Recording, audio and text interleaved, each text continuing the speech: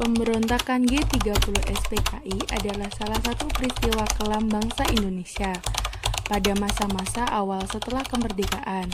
Peristiwa di mana para jenderal menjadi korban tindakan-tindakan keji yang dilakukan oleh orang-orang yang terikat dengan peristiwa tersebut. Awal kejadian sebelum G30 SPKI meletus ada beberapa konflik antara anggota PKI dan juga Angkatan Darat. PKI memiliki cita-cita untuk merintis berdirinya negara komunis, sedangkan Angkatan Darat sebagai kekuasaan pertahanan negara berkepentingan mengamankan Pancasila sebagai dasar negara. Pada awal Agustus tahun 1965, Soekarno selaku Presiden Indonesia jatuh sakit. Kondisi Soekarno yang kritis dimanfaatkan oleh D.N. Aidit selaku pemimpin PKI untuk melakukan rencananya, menjadikan Indonesia menjadi negara komunis. Isu-isu mengenai Dewan Jenderal terus dihembuskan. Mereka mendesak Soekarno untuk membungkam lawan-lawan mereka. Tanggal 8 sampai 12 Agustus 1965, Sam dan Aidit melakukan pertemuan di kediaman Aidit. Sekarang kita telah memasuki tahap yang menentukan. Kontak semua perwira yang berpikiran maju yang berbentuk. Segera musuh kekuatan. Kumpulkan semua anggota biro, khusus di pusat maupun di daerah. Saya optimis, saya yakin sekali segala sesuatu di muka bumi ini mendukung kita. Perwira-perwira yang saya didik juga memiliki optimis yang sama. Pemuda-pemuda kita sedang berlatih keras di lubang buaya. Tapi saya ragu, apa benar saja Bung Karno semakin dekat seperti yang dikatakan tim dokter? Cepat atau lambat, ajal itu pasti datang. Cepat atau lambat, jenderal-jenderal itu akan menghimpun kekuatan. Dan saya tidak ingin kalah cepat. Segera hubungi kawan-kawan. Ketua Aidit berpesan bahwa gerakan yang kita lakukan ini bersifat terbatas dan berupa gerakan militer. Kedua, target utama gerakan ini adalah para jenderal. Ketiga, gerakan ini harus mengincar instalasi vital seperti Telkom, RRI, dan lain sebagainya. Dan untuk memimpin gerakan ini, kita sepakat mengajukan 3 nama calon dari perwira berpikiran maju, yaitu Letnan Kolonel Untung, Kolonel Latif, dan Major Surya.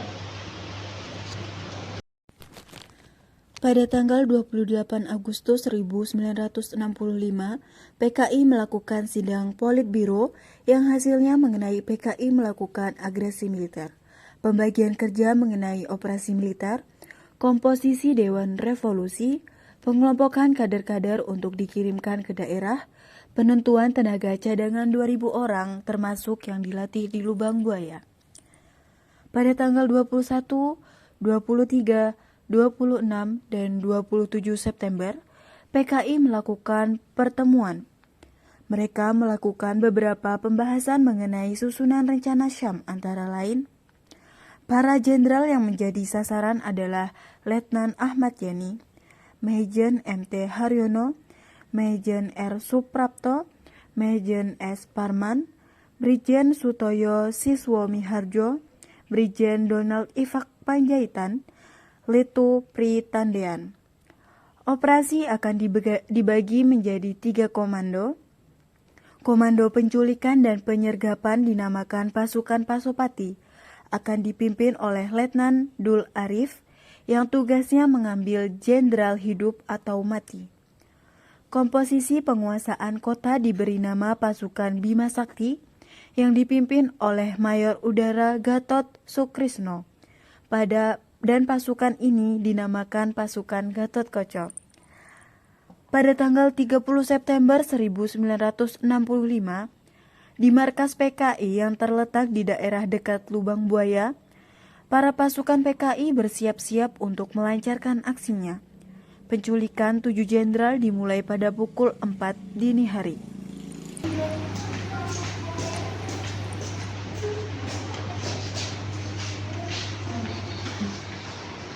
Sebelah kanan gerak. Istirahat di tempat, gerak. Pasukan dengan sasaran Jenderal Nasution dipimpin oleh Raja Pedut. Siap. Pasukan dengan sasaran Jenderal Ahmad Yani dipimpin oleh Letu Muktijan. Siap. Pasukan yang menculik Jenderal Suprapto dipimpin oleh Sulaiman. Siap. Untuk Jenderal Haryono dipimpin oleh Sarjen Bungkus. Siap. Untuk sasaran Jenderal S. Parman dipimpin oleh Sarjen Satar. Siap. Untuk sasaran Brigjen Panjaitan dipimpin oleh Sarjen Sukarjo. Siap. Pasukan yang harus menculik Brigjen Sutoyo dipimpin oleh Surono. Siap. Semuanya laksanakan tugas masing-masing. Siap, laksanakan. Bubar jalan.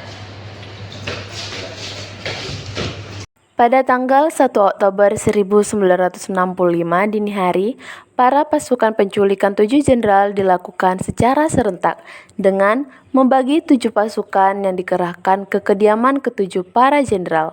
Mereka harus membawa para jenderal ke markas PKI di Lubang Buaya dengan keadaan hidup dan mati. Di kediaman Jenderal A.H. Nasution. Permisi, bapaknya ada, Bu? Oh iya, ada. Sebentar ya, saya panggilkan dulu. Baik, Bu.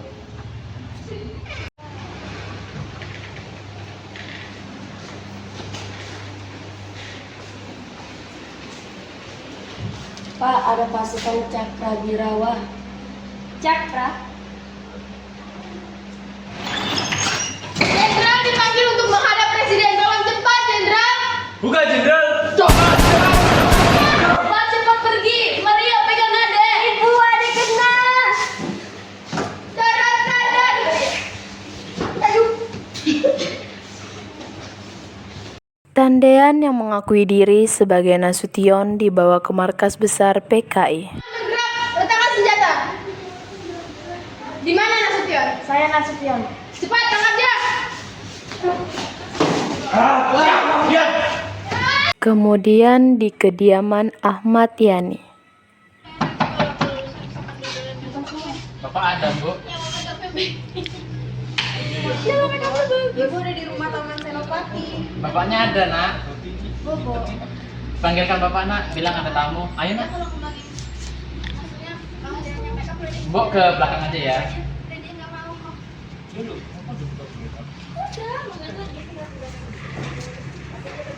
Bapak diminta untuk menghadap Presiden sekarang. Ada apa? Tidak tahu, Pak. Disuruh menghadap Presiden Sekarang? sekarang. Iya. Kalau begitu tunggulah, saya mandi dulu. Tidak usah mandi, Jenderal. Paling tidak cuci muka atau berpakaian. Tidak usah berpakaian, Jenderal. Tahu apa kalian? Lancang kalian! Giati, tembak!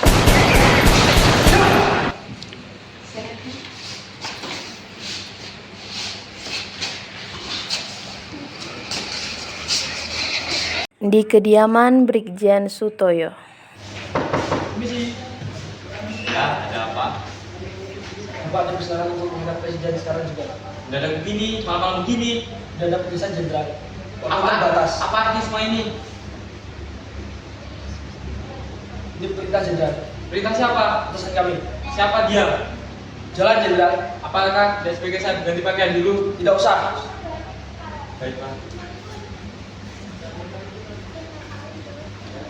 Di kediaman Maijen S. Parman. Permisi. Ada apa? Keadaan negara genting, Pak. Bapak diminta untuk bertemu dengan Presiden sekarang juga. Baik. Loh, kenapa itu masuk manasat perintah? Kok aneh mas, NRP mereka cuma 4 angka? Itu NRP Cakra. Gue coba telepon Pak Yani.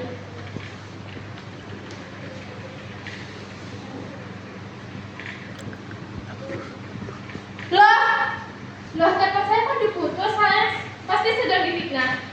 Keadaan genting, Pak. Cepat sekarang. Presiden sedang menunggu. Baik.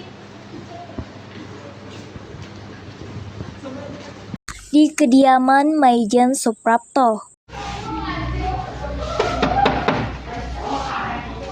Malam, Bu. Malam, ada apa? Bapak diminta menghadap Presiden sekarang. Kalau begitu tunggu sebentar.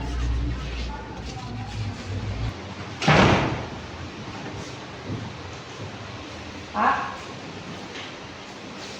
ada Cakrawirawa ingin bertemu dengan Bapak. Suruh mereka kembali jam 8. Siap.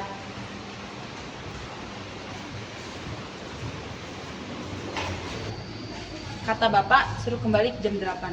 Tidak bisa, Bu. Ini genting. Bapak harus membawa sekarang. Kalau begitu tunggu sebentar ya. Jenderal, peringatan terakhir, Jenderal. Aduh.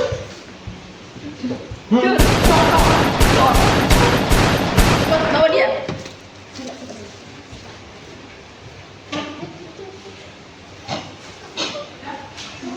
Di kediaman Maijen Haryono. Tadi si Jenderal, Pak Presiden meminta agar menghadap Bapak sekarang juga. Panggil Presiden. Begitu perintah kami terima, Pak. Malam-malam begini. Jam berapa ini? Hampir pagi, Pak. Hampir pagi. Tidak salah dengar kamu. Kami kira tidak, situasi gawat, Jenderal. Pak Presiden menunggu di istana. Kalau begitu tunggu sebentar. Saya berpakaian sebentar. Tidak usah, Jenderal. Jalan. Kemudian di kediaman Brigjen Panjaitan. Mana darahmu? Ampun Pak. Katakan cepat. Mana darahmu? Mau mati ya? Mau ditembak ya? Di kamar atas Pak. Keluar Jenderal, keluar. Segera turun Jenderal. Jangan rumah ini. Angkat tangan Jenderal. Sebelum itu, izinkan saya untuk berdoa dahulu. Tidak usah. Ayo Jenderal, kita tidak punya banyak waktu. Ayo.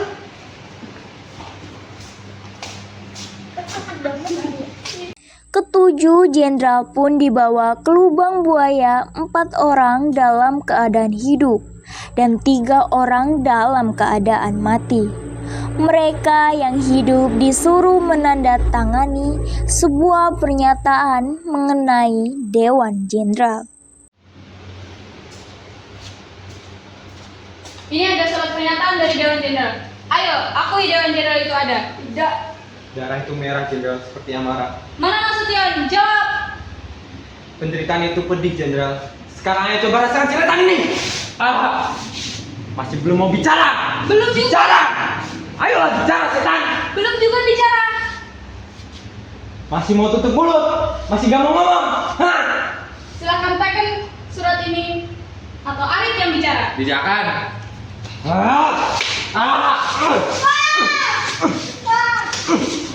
Yang masih hidup disiksa habis-habisan sambil ditanya di mana Nasution dan dipaksa membuat surat pernyataan, tetapi para jenderal tersebut tetap tutup mulut dan tidak mau melaksanakan perintah-perintah tersebut. Lalu pada akhirnya jenderal-jenderal tersebut tewas karena disiksa habis-habisan. Kemudian jasadnya pun dibuang ke sumur kecil di Lubang Buaya, Jakarta. Setelah disiksa hingga mati, para jenderal pun diseret dan dimasukkan dan dikubur ke dalam satu lubang berukuran 12 meter dan panjangnya diameternya 75 cm. Kemudian dari atas mereka ditembaki PKI menutup lubang, kemudian di atasnya ditaruh pohon pisang untuk penyamaran.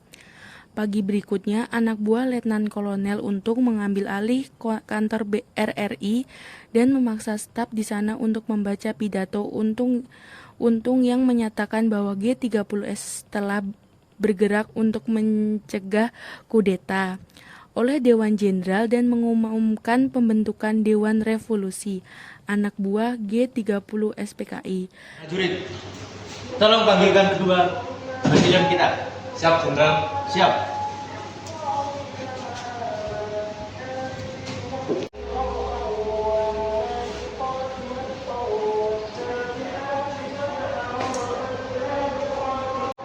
Duduk. Siap. Apa tugas kalian? Tugas kami mengamankan Presiden, Pak. Kami diberitahu akan ada Dewan Jenderal dari kudeta. Itu semua tidak betul. Kamu tidak tahu bahwa Presiden Soekarno saat ini sedang berada di istana. Coba kamu cek sendiri ke istana, dan kamu juga harus tahu bahwa gerakan untuk ini pasti didalami oleh PKI. Saya kenal betul mereka dengan cara-cara mereka. Gerakan mereka merupakan gerakan pemberontakan, jadi saya memutuskan untuk menghadapinya. Sampaikan ini kepada seluruh anggota kesatuanmu, supaya cepat kembali ke Kostrad. Dan juga sampaikan ini kepada kepala komandan batalionmu. Saya beri batas sampai waktu jam 6 sore. Kalau sampai jam 6 sore nanti belum juga kembali ke Kostrad, berarti pasukanmu sudah berhadapan dengan pasukan saya. Paham? Siap, laksanakan.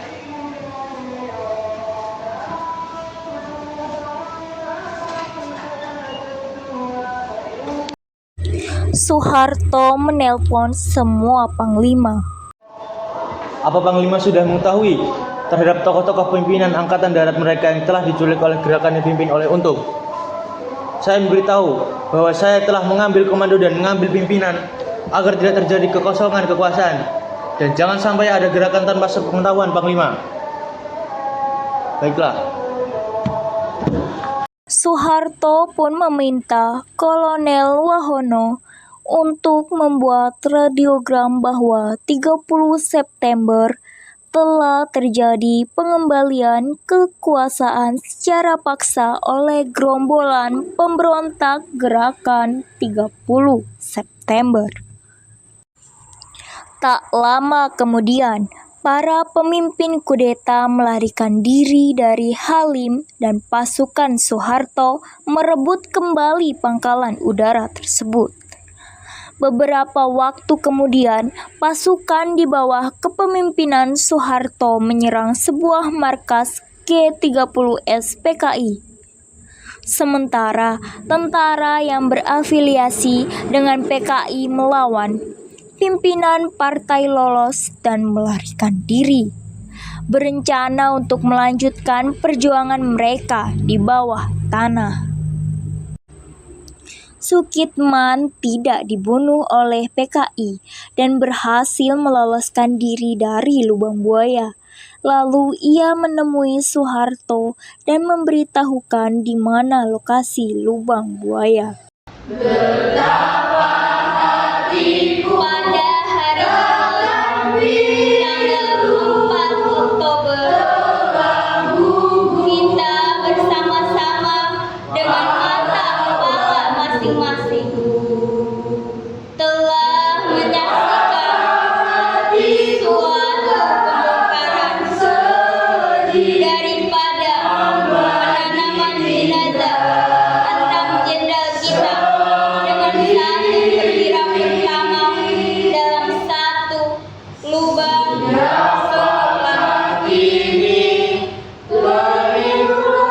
sebagaimana saudara telah mengetahui bahwa jenderal-jenderal kita dan perwira pertama kita ini